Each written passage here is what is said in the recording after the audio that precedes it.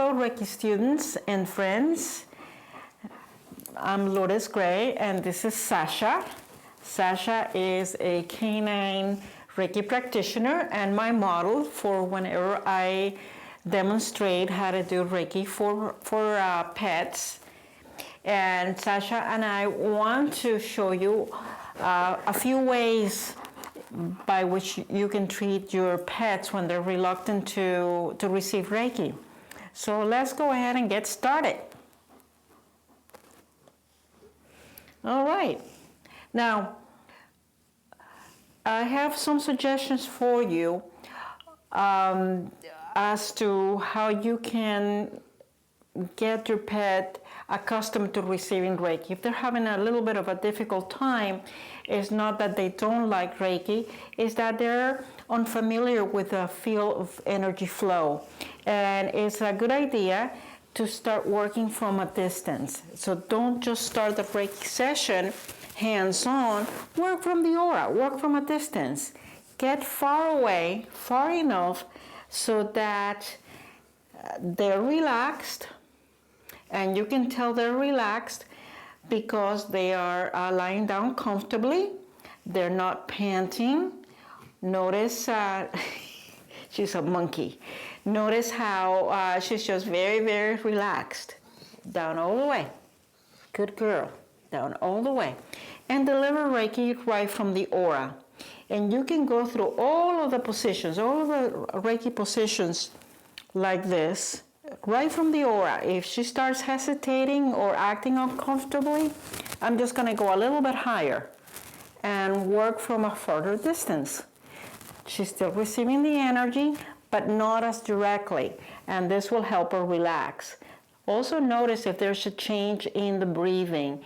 If your pet starts taking deeper breaths, okay, and they become more and more relaxed, they start closing their eyes, that's a good sign that they're relaxed, they're enjoying the Reiki treatment. See that? She just had a change in her breath. And just work from far away. You're still being effective, and the energy's getting to where it needs to go. Okay, now say that your pet has had a surgery, for instance. Maybe surgery on the hind leg, right over here. How do we treat? Well, if you work hands-on, it's very likely that the feel of the warmth from the Reiki will be a little too strong for your dog. Not that it will hurt your dog in any way, but it may cause your dog to shy away. So if I were treating a dog that had an incision on the hind leg, what I would do is work from about this far away. And notice how my pet reacted. And as I hold my hands from this distance, I'll start having a sense of energy flow. I'll feel a connection, like a stream of energy going into the dog's leg. And if I have to, move a little further out. That's always a good idea. Just go a little bit further out. Okay? If I see her panting, I would definitely go a little further out or discontinue the session. Give her a little break. That's a sign that she's getting a little bit anxious because of the feeling of the warmth or the current of energy flowing into her body. Remember that pets, animals, are much more aware of energy than we are, much more sensitive. So you have to take that into account. Lie down. Good girl. Lie down. Oh boy.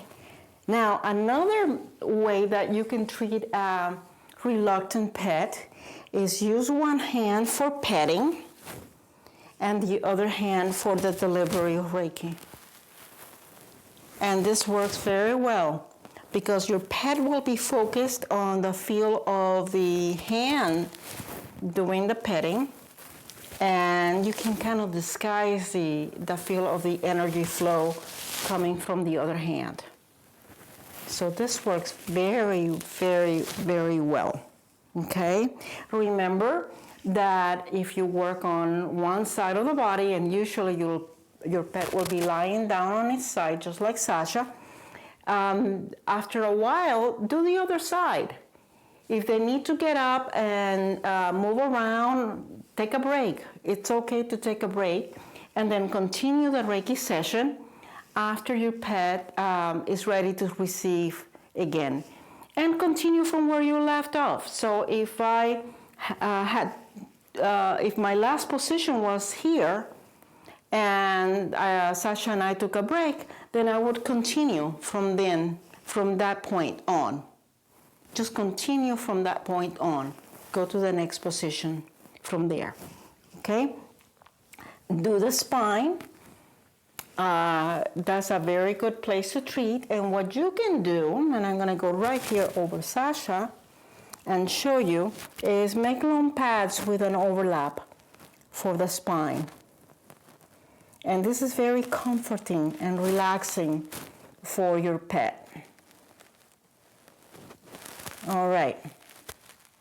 So let's recap again. Okay, if your pet is hesitant to receive energy, and it could be that they just had surgery, they've been fine with Reiki, you've been giving them Reiki for quite a while, it's never been a problem, you've been able to work hands-on, but now they had surgery, and they're guarding that surgical site, they're guarding the incision, they're very aware of any feeling, of anything that's going on around the incision. Work from a distance, move away as far as you can, okay, and treat from there.